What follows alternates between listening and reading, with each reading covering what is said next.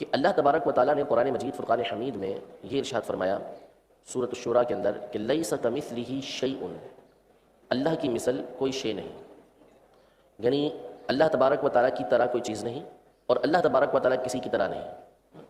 یہ بنیاد ہے اس بات کی کہ اللہ تبارک و تعالیٰ کی مثل کوئی نہیں ہے اور نہ ہی اللہ تبارک و تعالیٰ کسی کی مثل ہے، یعنی اللہ تبارک و تعالیٰ جیسا کوئی نہیں اور اللہ تبارک و تعالیٰ کسی جیسا نہیں ہے۔ یہ بنیادی چیز ہے کہ جس کا ذہن میں ہونا یہ ضروری ہے۔ دوسری بات کہ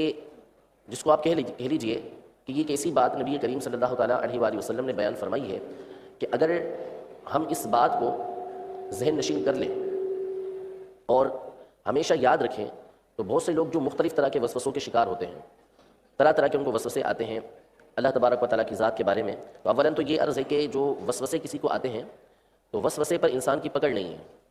وسوسے انسان پر یعنی مسلمان پر، اہل ایمان پر معاف کیے گئے ہیں کہ اگر دل کے اندر کوئی بات کسی بھی طرح کی آئے تو وہ بندے پر معاف کی گئی ہے۔ حدیث پاک میں جب صحابہ کرام علیہم رضوان نے بارگاہ رسالت میں عرض کی کہ رسول اللہ صلی اللہ علیہ وسلم ہماری زبان دلوں میں ایسی باتیں آتی ہیں کہ ان کو بیان کرنے کی جگہ جل جانا ہم پسند کرتے ہیں، حتیٰ کہ اللہ کے بارے میں بھی ایسی باتیں آتی ہیں، تو فرمایا ایسا ہی ہے؟ صحابہ نے کہا ایسا ہی ہے، تو کہا کہ یہ تو محض ایمان ہے، خالص ایمان ہے، یعنی اس طرح کی باتیں اگر دل کے اندر آتی ہیں تو شیطان تو وہیں آتا ہے کہ جہاں پر خزانہ موجود ہو، جہاں پر مال موجود ہو، وہ ایمان کو لوٹنے کے لیے آتا ہے، تو اس لیے اگر اس طرح کی باتیں ذہن میں آتی بھی ہیں تو ویسے تو علماء نے اس کے بہت سارے علاج لکھے ہیں۔ امیر اہل سنت نے مکمل رسالہ وسوسے اور ان کا علاج لکھا ہے کہ جس میں آپ نے وسوسوں کی کاٹ کے بارے میں بتایا کہ کیسے کیسے وسوسے کا علاج ہو سکتا ہے، لیکن اس کا بنیادی علاج یہی بیان فرمایا گیا کہ بندہ اس کی طرف توجہ نہ دے، اس کی طرف توجہ نہ دے، توجہ اپنی ہٹاتا رہے گا، دوسری طرف لے جائے گا تو خود بخود یہ وسوسے دور ہوتے جائیں گے۔ تو اللہ تبارک و تعالیٰ کے بارے میں بھی بعض اوقات ذہن کے اندر اس طرح کی باتیں آتی ہیں یا بندہ سوچتا ہے۔ حضور علیہ الصلوۃ والسلام نے اس حوالے سے خاص طور پر ہماری تربیت فرمائی ہے۔ 3 صحابہ کرام علیہم رضوان جلیل القدر 3 صحابہ، حضرت سیدنا عبداللہ بن عباس رضی اللہ تعالیٰ عنہما، حضرت سیدنا ابن عمر رضی اللہ تعالیٰ عنہما، حضرت سیدنا ابو ذر غفاری رضی اللہ تعالیٰ عنہم، یہ تمام کے تمام صحابہ کرام علیہم رضوان نبی کریم صلی اللہ تعالیٰ علیہ وآلہ وسلم سے یہ روایت کرتے ہیں کہ آپ صلی اللہ تعالیٰ علیہ وآلہ وسلم نے ارشاد فرمایا تفکروا فی الخلق، یعنی اللہ تبارک و تعالیٰ کی جو مخلوق ہے، اللہ تبارک و تعالیٰ نے جن چیزوں کو پیدا کیا ہے ان میں غور و فکر کرو، ان میں غور و فکر کرو۔ یعنی اللہ تبارک و تعالیٰ نے قرآن پاک کے اندر بعض علماء کے مطابق 1000 سے زیادہ مقامات پر غور و فکر کا حکم ارشاد فرمایا ہے، یعنی قرآن کے اندر حکم فرمایا یا اللہ تبارک و تعالیٰ نے ایسی باتیں ذکر فرمائی ہیں کہ جن میں غور و فکر کرنا ہے۔ غور و فکر کرنا جیسے مثال کے طور پر آسمان ہے، آسمان اللہ تبارک و تعالیٰ کی عظیم قدرتوں میں سے ایک قدرت ہے کہ اتنا بڑا آسمان اللہ تبارک و تعالیٰ نے پیدا فرمایا جس میں طرح طرح کی مخلوقات، طرح طرح کی چیزیں اللہ تبارک و تعالیٰ نے پیدا فرمائی۔ سورج کو پیدا فرمایا کہ جو ہماری زمین سے سینکڑوں گنا بڑا ہے، بڑے بڑے تارے ستارے اللہ تبارک و تعالیٰ نے پیدا فرمائے کہ جن کی مکمل طور پہ پہچان اب تک انسان نہیں کر سکا کہ اس کی تعداد کتنی ہے، ان میں سے بعض ستارے اللہ تبارک و تعالیٰ نے سورج سے بھی بڑے بنائے۔ بندہ ان چیزوں پر غور کرے کہ جب اللہ تبارک و تعالیٰ نے اتنی بڑی بڑی چیزیں بنائی ہیں تو اس کی قدرت کیسی ہوگی، کیسا وہ قادر ہوگا کہ جو صرف کن ہے یعنی ہو جا فیکون، تو یہ ساری کی ساری چیزیں وجود کے اندر آ جائیں، یعنی اس کی قدرت ایسی ہے۔ اسی طرح بندہ یہ غور و فکر کرے کہ اللہ تبارک و تعالیٰ نے اتنا بڑا آسمان بنایا جو صدیوں سے ویسا ہی ہے، ہزاروں سال گزر گئے ویسا ہی ہے، اس میں کسی طرح کا کوئی رخنا نہیں آیا، کسی طرح کا کوئی رخنا نہیں آیا، کوئی ٹوٹ پھوٹ اس کے اندر نہیں آئی۔ یہ اتنا بڑا آسمان ہے، بندہ کوئی عمارت بناتا ہے، کوئی بلڈنگ بناتا ہے تو ایک اس کی ویلیڈیٹی ہوتی ہے، اس کی انتہا ہوتی ہے کہ اتنے عرصے پر جا کے اس کی خاتمہ ہو جائے گا، اور لیکن اللہ تبارک و تعالیٰ نے جو آسمان بنایا اس کی آپ مضبوطی دیکھیے، اولاً تو کہ صدیاں گزر چکی ہیں لیکن اس کے اندر کوئی ٹوٹ پھوٹ نہیں ہوئی۔ دوسرا یہ کہ ہم چھوٹی سی عمارت بناتے ہیں تو اس کے لیے ہمیں ستونوں کی حاجت پڑتی ہے، جتنا ہمیں اوپر بنانا پڑے گا مضبوط ستون اتنے ہی بنانا پڑیں گے، اتنے زیادہ ستون ہمیں بڑھانا پڑیں گے۔ جیسے فیضان مدینہ ہے تو اب اس کے اوپر مزید عمارت قائم کرنا پڑے تو ہمیں ان ستونوں کو مضبوط کرنا پڑے گا، لیکن اللہ تبارک و تعالیٰ کی قدرت ملاحظہ فرمائیے کہ صدیوں سے آسمان ویسے کا قائم دائم ہے، اس میں کوئی ستون نہیں ہے، کوئی ستون نہیں ہے کہ جس کے ذریعے یہ آسمان ہمارے اوپر قائم ہو، بغیر ستونوں کے اللہ تبارک و تعالیٰ نے ہمارے اوپر یہ آسمان کو سائبان بنا کے رکھا ہوا ہے، چھت کی طرح بنا کے رکھا ہوا ہے۔ تو یہ چیز ہمیں اللہ تبارک و تعالیٰ کی قدرت کی طرف غور و فکر کی طرف بلاتی ہے۔ اسی طرح ہم اپنے وجود پہ غور کریں کہ اللہ تبارک و تعالیٰ کی قدرت کیسی ہے کہ اللہ تبارک و تعالیٰ نے ہمارا وجود کیسا بنایا۔ انسان اگر اپنے وجود پر غور کرے، وفی انفسکم افلا تبصرون، قرآن پاک کے اندر ہے کہ تمہارے وجود کے اندر، تمہاری ذات کے اندر اللہ تبارک و تعالیٰ نے نشانیاں رکھی ہوئی ہیں تو تم غور و فکر نہیں کرتے۔ اگر انسان صرف اپنی ذات پر غور کرے تو اسے اللہ تبارک و تعالیٰ کی ذات کی جو قدرت ہے، اللہ تبارک و تعالیٰ جو قادر ہے، اس کا احساس ہوتا ہے کہ انسان اللہ تبارک و تعالیٰ کی جو قدرت ہے اس کا مظہر ہے۔ ایک ہی طرح ہمارا جسم ہے، وہی 2 آنکھیں، وہی ناک، 2 کان ہیں، منہ کا سائز بھی تقریباً ایک جیسا ہی ہوتا ہے، کچھ اوپر نیچے ہو لیکن عمومی طور پر ایک جیسا ہوتا ہے، لیکن اس کے باوجود ہماری صورتیں مختلف ہیں۔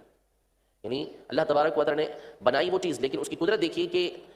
چیز ایک رکھنے کے باوجود صورت مختلف ہو جاتی ہے۔ اسی بات کو اللہ تبارک و تعالیٰ نے قرآن مجید فرقان حمید میں غور و فکر کی دعوت دیتے ہوئے ارشاد فرمایا، هو الذی یصورکم فی الارحام کیف یشاء،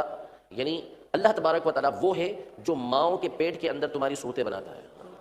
تو اس طرح غور و فکر کا حکم جو ہے مخلوق کے اندر قرآن پاک میں جگہ جگہ موجود ہے. ان فی خلق السماوات والارض واختلاف اللیل والنہار لآیات لأولی الالباب،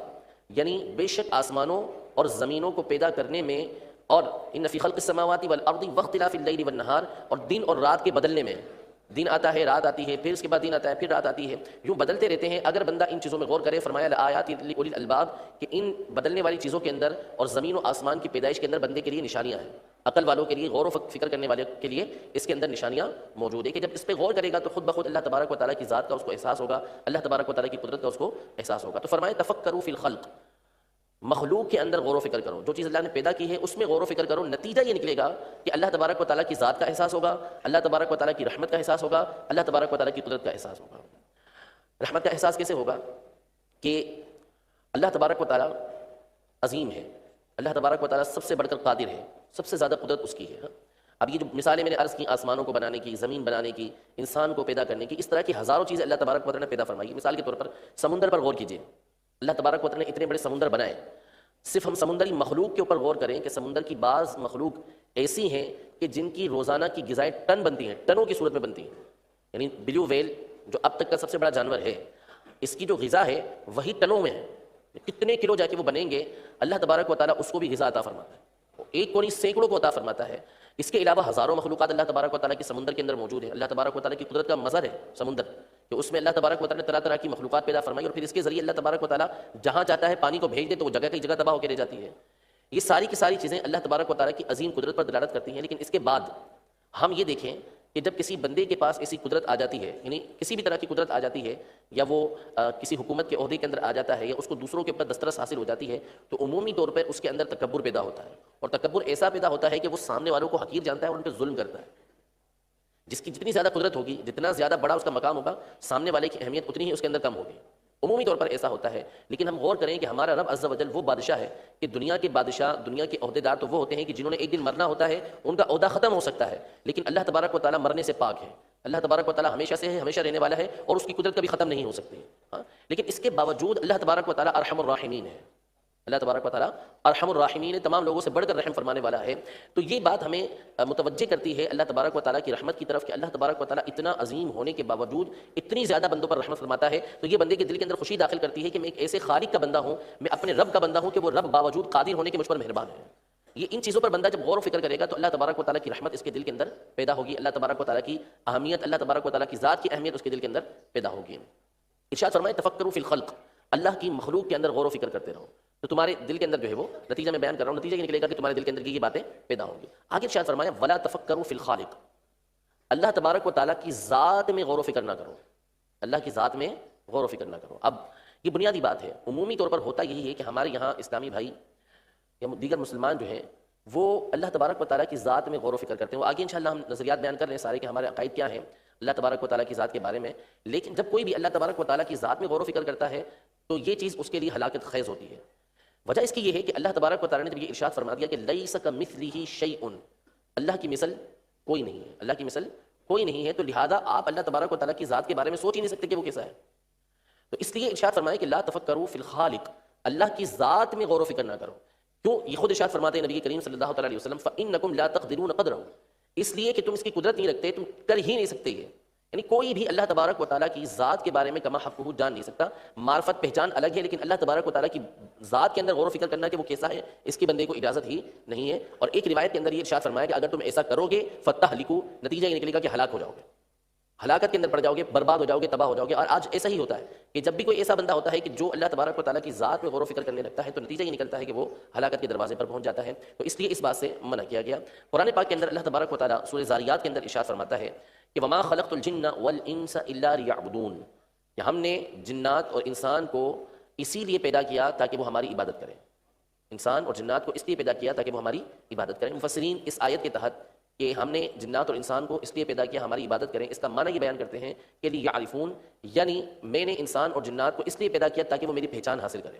تاکہ وہ میری پہچان حاصل کریں، میری معرفت حاصل کریں. اور معرفت حاصل کرنے کا طریقہ یہ ہے کہ اللہ تبارک و تعالیٰ کی مخلوق میں، اللہ تبارک و تعالیٰ کے جو کام ہیں ان میں غور کیا جائے تو اللہ تبارک و تعالیٰ کی معرفت یہ بندے کے اندر پیدا ہو جاتی ہے. لہٰذا یہ ضروری ہے، ہماری زندگی کا جو مقصود ہے وہ یہ ہے کہ ہم اللہ تبارک و تعالیٰ کی عبادت کریں، اللہ تبارک و تعالیٰ کی پہچان حاصل کریں، یعنی اس کی رحمت کی، اس کی قدرت کی، ان باتوں کی ہم پہچان حاصل کریں.